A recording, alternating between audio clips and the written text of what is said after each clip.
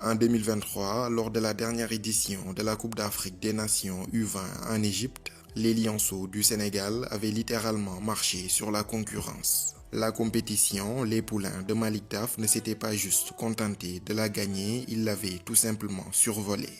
Enchaînant masterclass sur masterclass, les Lionceaux, tel un ouragan, avaient tout emporté sur leur passage. 6 matchs, 6 victoires, un mur défensif infranchissable qui ne concédera aucun but durant toute la campagne et une attaque en feu qui plantera 14 buts. S'il y a une sélection qui était largement au-dessus des autres, c'était bel et bien le Sénégal.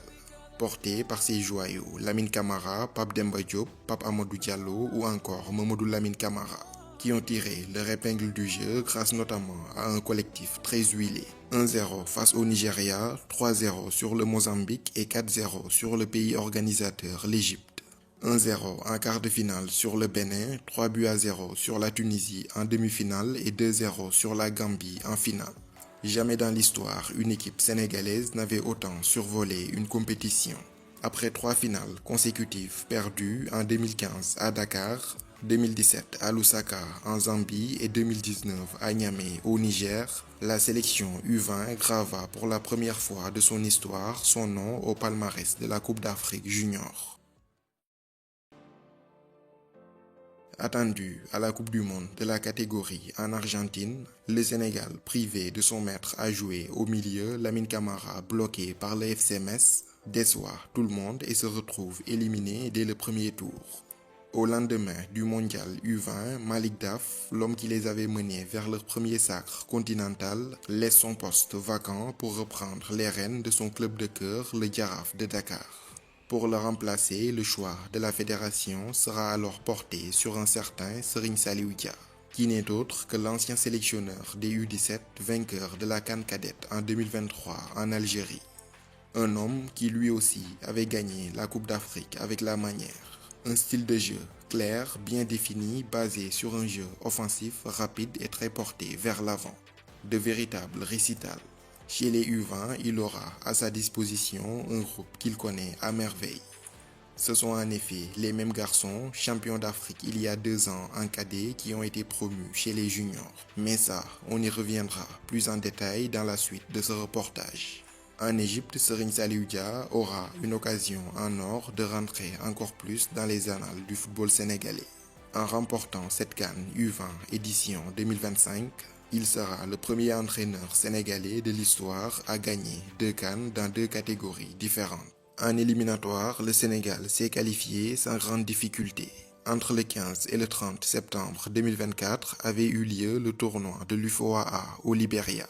La règle est simple, les 2 équipes finalistes de la compétition sont directement qualifiées pour la CAN des moins de 20 ans. Les protégés de Serigne Saliou Dia se hisseront jusqu'en finale, un stade de la compétition où ils battront la Sierra Leone 2-0, remportant pour la seconde fois consécutive le tournoi de l'UFOA U20.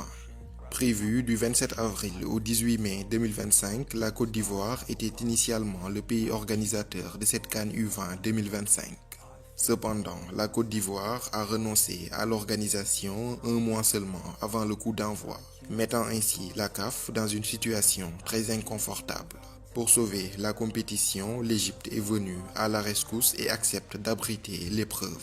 Est-elle un signe du destin? C'est au pays des pharaons, là où les Lionceaux avaient remporté leur première CAN U20, qu'ils reviendront pour défendre leur titre. Le Sénégal partagera le groupe C avec la République centrafricaine, le Ghana et la République démocratique du Congo. Les champions en titre seront logés dans la ville de Suez. Pour la défense de leur titre, ils débuteront l'aventure le 2 mai 2025 à 16h heure sénégalaise face à la République centrafricaine. 3 jours plus tard, le 5 mai à 19h, ils feront face au Ghana. Puis termineront la phase de poule par la République démocratique du Congo le 8 mai 2025 à 16h, toujours au stade de Suez. Au-delà du titre continental, il y a aussi une place à la Coupe du Monde à aller chercher. Les 4 demi-finalistes de la CAN décrocheront leur ticket pour représenter l'Afrique à la Coupe du Monde U20 de la FIFA prévue au Chili. La CAN U20 a beau être une compétition de jeunes, mais le Sénégal débarque avec un groupe à la fois expérimenté, avec de nombreux champions d'Afrique qui plus est habitués à jouer ensemble. Serigne Fallou Diouf de Génération Foot, Lansana Traoré de Diambar, Pierre-Antoine Dorival Diatta de l'Olympique Lyonnais, Clayton Djandi de l'Aris Salonique, sans oublier Yaya Diémé de Diambar ont été champions d'Afrique en U17 il y a 2 ans avec Serigne Saliou Dia. Le Sénégal a aussi un renfort de taille, Pape Daouda Diong, très peu utilisé au Racing Club de Strasbourg en France. Il sera néanmoins une arme de plus dans une équipe sénégalaise déjà bien garnie.